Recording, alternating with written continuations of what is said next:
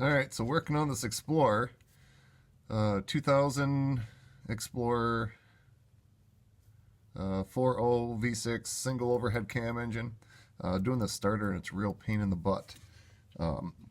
So right here, I got a jack and some blocks, and push the motor up so I can get a little bit more room. And then over here, I had to wedge something in there to be able to pull this down. This has to get down.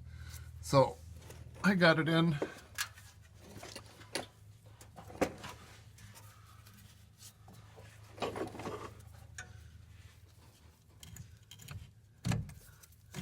It's a real pain, like that.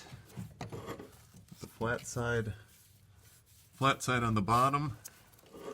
And when I was pulling out the other one, I actually kind of broke this tab off here. But starter towards the back, right here, push it up in there,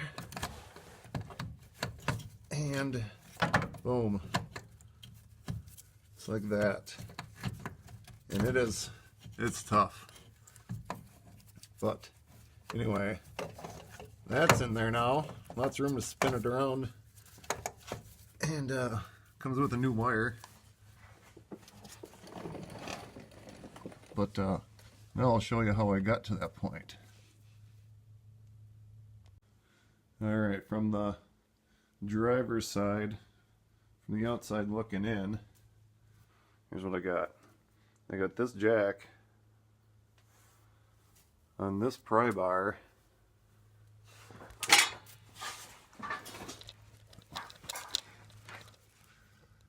And pry bar goes right up to my light right here.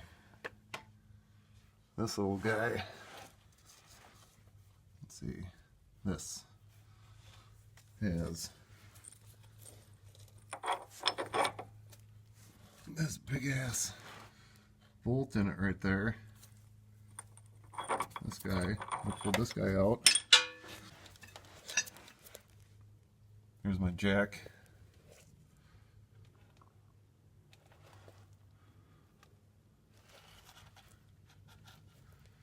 Some blocks. Pushing up. This was a pain.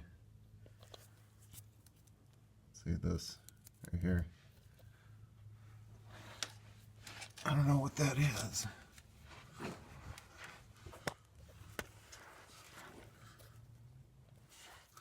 But yeah, I needed that much clearance.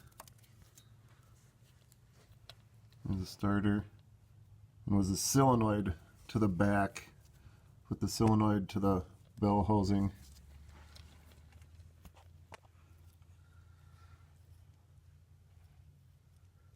The oil pan.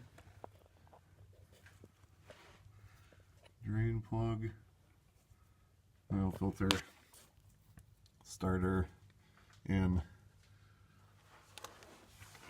that there was a lifesaver in that jack.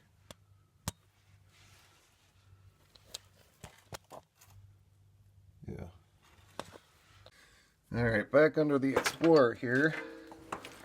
Let's see. There's the bolt came out, so that way I had just all kinds of movement on this. Let's see here. And that's this whole pumpkin.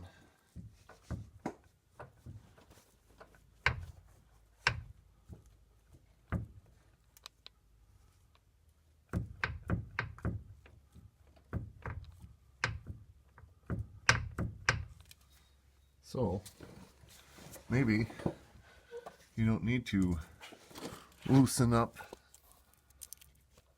the bracket. Maybe you just need to pull that one out right there and leave all these ones tight.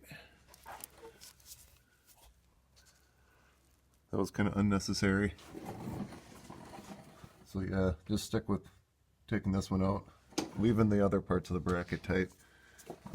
Because I was planning on bringing it out through here, but I couldn't get this bottom bolt out. So then that stopped me. So then I just started prying and everything. But starter's back in.